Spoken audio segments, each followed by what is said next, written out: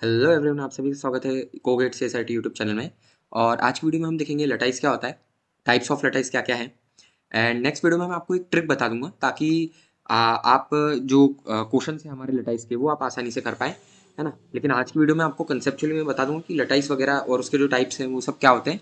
तो बिना time waste करे शुरू करते हैं। उसके पहले अगर आपने अपर बाउंड वाला वीडियो नहीं देखा है, जस्ट इसके पहले वाला वीडियो, तो वो आप पहले देख लेना क्योंकि उसकी सारी टर्मिनोलॉजीज यहाँ पर यूज होगी। ठीक है, तो चालू करते हैं।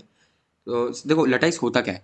तो लटाइस सिंपली हमारा एक हैश डायग्राम है या फिर एक पार्शियल ऑर्डर्ड सेट है ना, पो सेट बोल लो या एक हैश डायग्राम बोल लो, जिसके अंदर हर दो एलिमेंट के बीच में एक सिंगल एलयूबी और सिंगल जीएलबी रहता है। ठीक है, सिंगल एलयूबी सिंगल जीएलबी मतलब क्या हुआ, हर दो एलिमेंट के बीच में। तो एक एग्जांपल से समझते हैं। तो हमारा फर्स्ट क्वेश्चन ले लो। ठीक है, ये पूछ रहा है कि लटाइस है कि नहीं।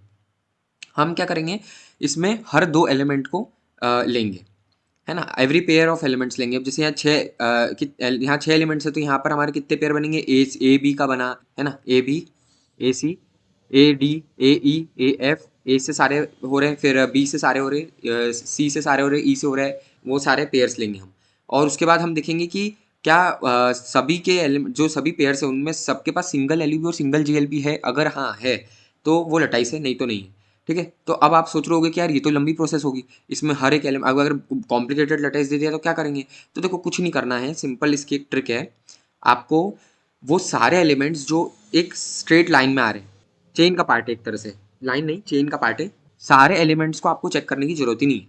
आपको सिर्फ उनको चेक करना है जो सेम लेवल पे, या फिर जो सेम लेवल पे नहीं बट जो कनेक्टेड नहीं है एक दूसरे से। ठीक है, तो यहाँ पर क्या कैसे करोगे, तो देखो हमारे यहाँ पे बी और सी कनेक्टेड नहीं है और बी और ई कनेक्टेड नहीं है।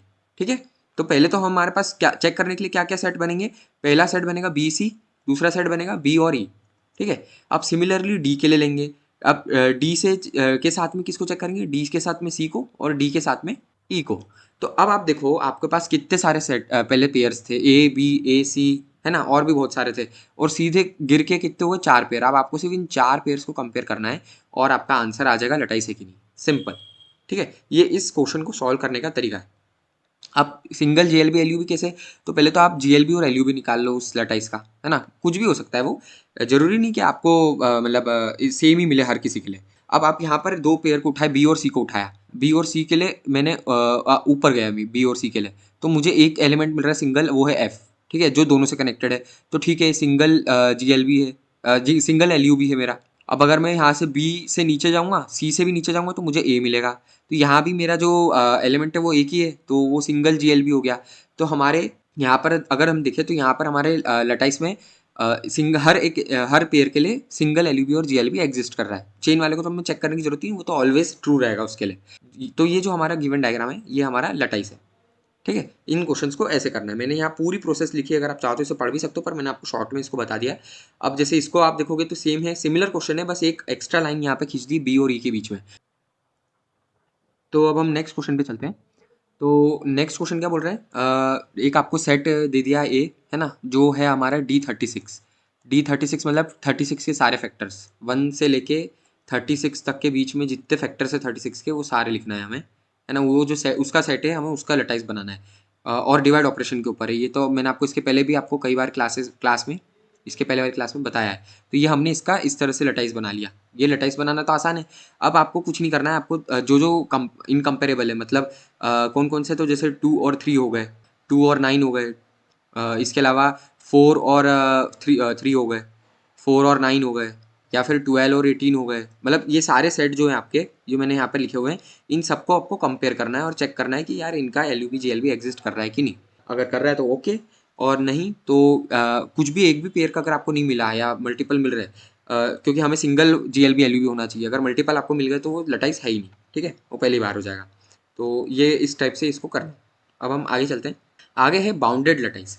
तो देखो बाउंडेड लटाइस मतलब क्या, तो बाउंडेड लटाइस ऐसा लटाइस होता है जिसमें आपके जो जीएलबी एलयूबी वो एग्जिस्ट करता है। ठीक है, हमेशा एग्जिस्ट करता है। उसके बीच में आपके कुछ भी हो सकते हैं एलिमेंट्स हो, मतलब ऐसा भी हो सकता है कि एक जैसे ये, अगर मैं एक एलिमेंट वो बताऊँ आपको एग्जांपल, तो ये आपकी एक लाइन है, चेन है। ठीक है, ये बाउंडेड लटाइस आप बोलोगे हाँ है, क्योंकि इसमें आपका जीएलबी एलयूबी एग्जिस्ट कर रहा है। अब बाउंडेड में भी क्या होते हैं, एक है इनफाइनाइट बाउंडेड लटाइस और एक है नॉर्मल जो हमारा रहता है। ठीक है, तो नॉर्मल तो हमारे ये आ गया, जिसमें हम लोग सारे एलिमेंट्स हमारे दिखते विजिबल हैं कि यार इसमें टोटल एलिमेंट्स हमारे कितने हैं, तो एक दो तीन चार पाँच और छः, तो छः एलिमेंट्स हैं हमारे। अब इनफाइनाइट बाउंडेड लटाइस क्या होगा, तो ऐसा लटाइस जिसके अंदर आपका एल और जी तो एग्जिस्ट कर रहा है ना, लेकिन उसके बीच में इनफाइनाइटली मैनी एलिमेंट्स है, मतलब आप इसको गिन ही नहीं सकते। ये एक एलिमेंट यहाँ पर हो गया, एक एलिमेंट यहाँ हो गया, मतलब कुछ भी वैल्यू हो सकती है। ये स्ट्रेट लाइन हमारी, ये चेन एग्जाम्पल है, इसके अलावा भी बहुत सारे एग्जाम्पल है, आप इस तरह से भी ले सकते हो। ये हमारा वो बना लिया, और यहाँ से ये बहुत बड़ा सा एक एलिमेंट्स कनेक्टेड है चेन के फॉर्म में, और आखिरी में जाके ये लोअर बाउंड से कनेक्टेड है। तो ये जो दो हो गए, ये हमारे दोनों जीएलपी एलयूवी एग्जिस्ट कर रहे हैं, तो ये कहलाता है इनफाइनाइट बाउंडेड लटाइस। इसमें आपके एलिमेंट्स जो है वो काउंटेबल नहीं है, इनफाइनाइट है ना। और ये जो है हमारा काउंटेबल बाउंडेड लटाइस कहलाता है, क्योंकि इसमें हम एलिमेंट्स को काउंट कर सकते हैं। तो ये मैंने आपको बाउंडेड लटाइस का कंसेप्ट बता दिया। ये देखो मैंने यहाँ आपको इनफाइनाइट लटाइस क्या होता है वो भी बताया हुआ है। तो बाउंडेड एंड अनबाउंडेड दोनों हो सकता है। इनफाइनाइट लटाइस बाउंडेड अगर है तो क्या, तो उसमें कोई भी एक मतलब आपकी जीएलबी या एलयूबी कोई भी एक तो अगर है या दोनों है तो वो बाउंडेड कहलाएगा, बाउंडेड इनफाइनाइट। और अगर दोनों ही नहीं बताए रखे हमें, है ना, ये ऐसे इन्फिनिटी की तरह डिनोट करा है, वो अनबाउंडेड कहलाएगा। ठीक है, तो ये कंसेप्ट हो गया इनफाइनाइट लटाइस का।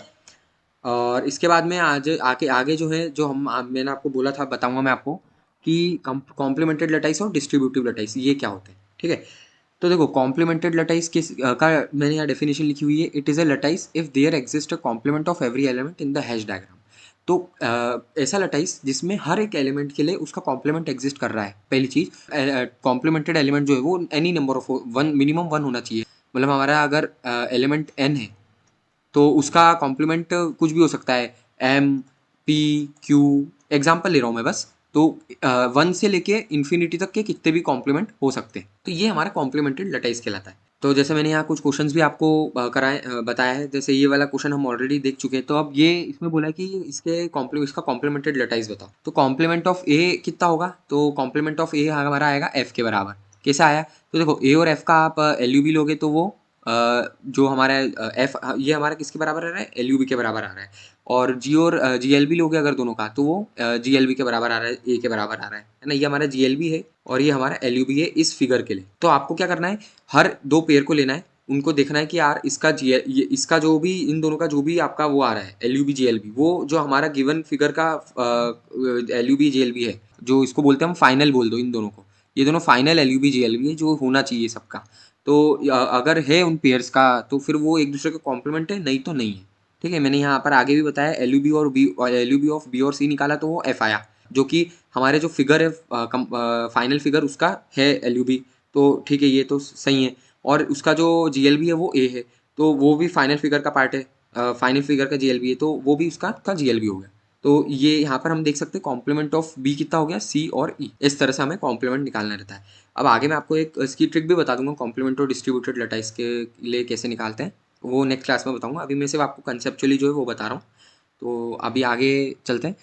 ये सेम क्वेश्चन है, सिमिलर क्वेश्चन है कि कॉम्प्लीमेंट है कि नहीं इसका, तो सेम हम उसको भी इसी तरह करेंगे। अगर मतलब अगर कॉम्प्लीमेंट हम चेक करना चाह रहे हैं कि बी का ए का कॉम्प्लीमेंट अगर जीरो आए, ये कि जीरो कॉम्प्लीमेंट्स है हमारे फिगर में, तो वो जो लटाइस है वो कॉम्प्लीमेंटेड नहीं है।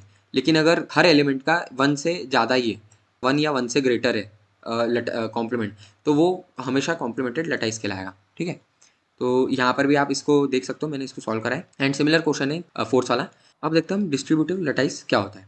तो देखो डिस्ट्रीब्यूटिव लटाइस मतलब इसकी डेफिनेशन मैंने यहाँ लिखी हुई है, if it is a lattice if both meet and join are distributive over each other. तो ये प्रॉपर्टी होती है डिस्ट्रीब्यूटिव प्रॉपर्टी, ये आपकी दोनों मतलब ये एग्जिस्ट करना चाहिए हमारी, तो ये कहलाएगा कि ये डिस्ट्रीब्यूटिव लटाइस है।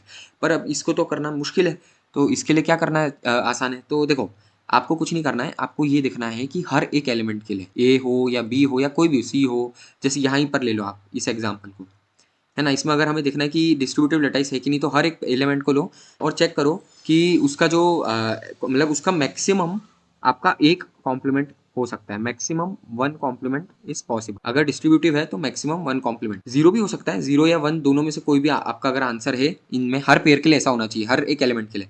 ए के लिए हमारा सिंगल कॉम्प्लीमेंट होना चाहिए, जीरो कॉम्प्लीमेंट होना चाहिए। सिमिलरली बी के लिए, सी के लिए, डी के लिए और ई के लिए, सभी के लिए मतलब हर एलिमेंट के लिए होना चाहिए। तो ये हमारा क्या इसको हम इस तरह से कर सकते हैं डिस्ट्रीब्यूटिव लटाइस को।